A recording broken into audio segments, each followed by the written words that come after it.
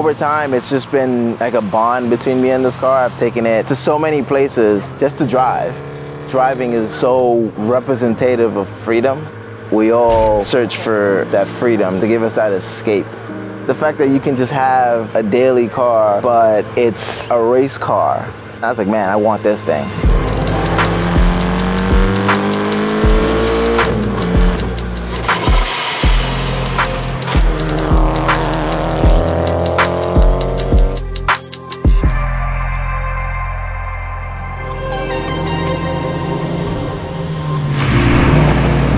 My name is Sheron from the Bronx, New York, originally from the Caribbean, and I race Hillclimb.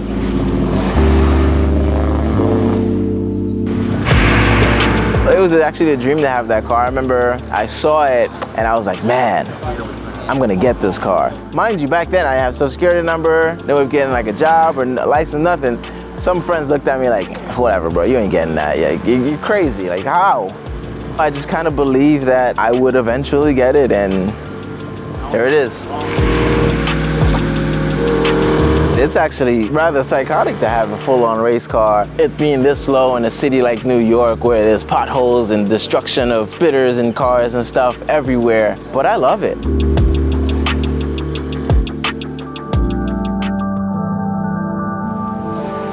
Growing up in Dominica, grew up very, very poor. Lived in a shack at one point in my grandmother's backyard.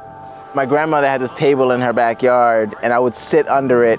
I had a bucket cover with a stick through it and I would just pretend I was a steering wheel and I would drive.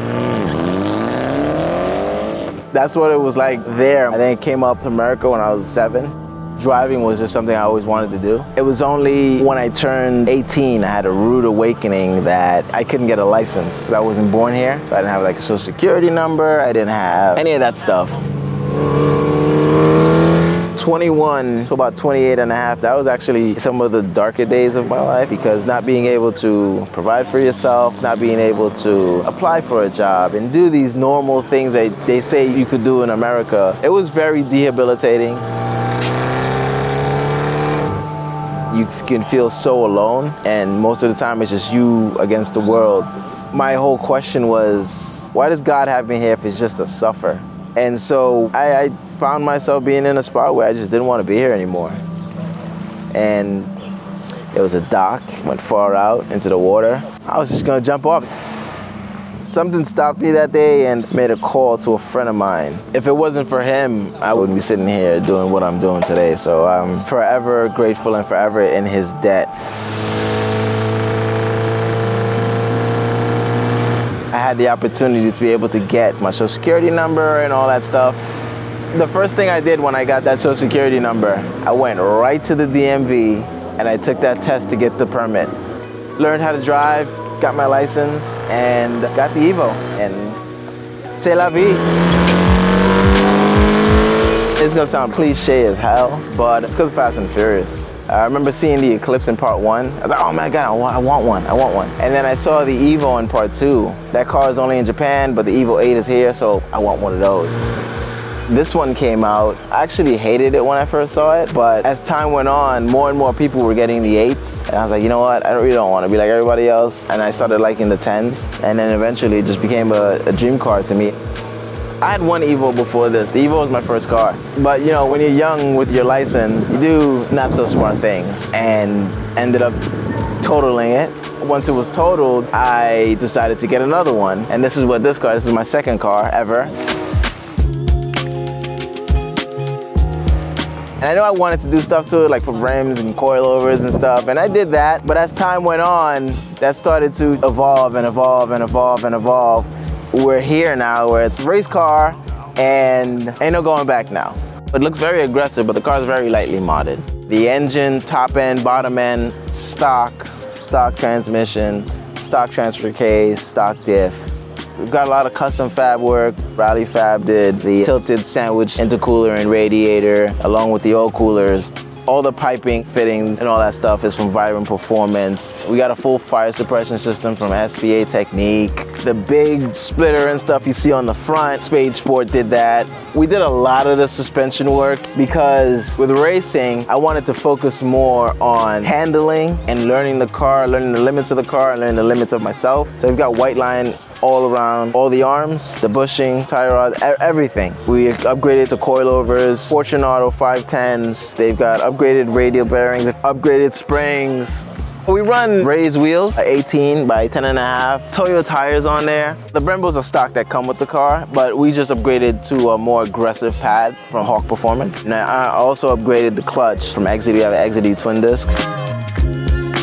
We just got Stillo on board. We got a brand new Stillo helmet, saw belt, custom made the suit that I have on, the shoes, got saw belt steering wheel, seats, harnesses, everything saw belt, to be honest.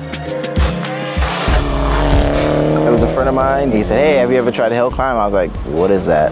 Up until then, all I did was track days, and he said, would you want to try it? I said, sure, why not? I got more information from him, and I was hooked.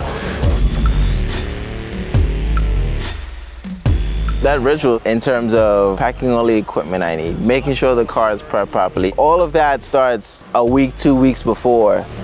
You get here, take the car off the trailer, put the splitter on the bumper, get teched, go map the mountain, come back down, and then set up the tent, take the things out of the back of the car and get ready for the driver's meeting and try and figure out like where I am mentally in terms of the first run of the day. When I get in the car, when I'm putting all the stuff on, it's not necessarily nerves or nervous, it's just calming because I'm free, I'm home.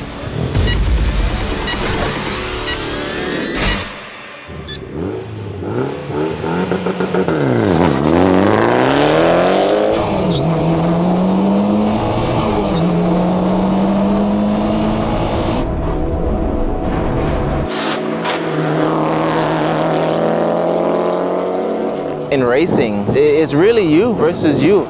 Your real goal is just to be better than what you were the last run. That's one of the things that I gravitate to so much because I always try to be better than I was yesterday. So I think it's just like a full embodiment of myself in search of that freedom. And racing is just a different kind of freedom because you're doing things that you can't do on the regular streets.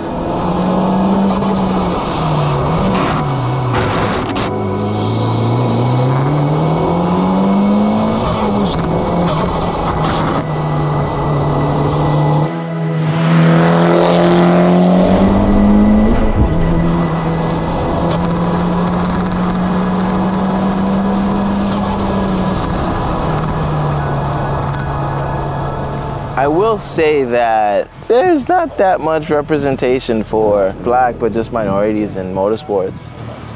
Growing up, it's not something my parents remotely thought of. Their thing was to put food on the table. I'm not an outlier, you know, because there's other black guys or women who are in motorsports, but there aren't too many. Doing this and seeing the world as it is, I would love to go into these less affluent communities to try and get children more involved in motorsports and kind of show their parents, especially me being from that type of neighborhood, that, hey, this is an avenue. In some way, shape, or form, if you keep pushing, that'll pay off. To work to be a trailblazer for that is what I've grown to want to do more with motorsports, to sort of be an idea that, oh, hey, if he can do it, I can do it too. Because I'm telling you, like, I come from nothing. I was just a kid with a dream and still living it now.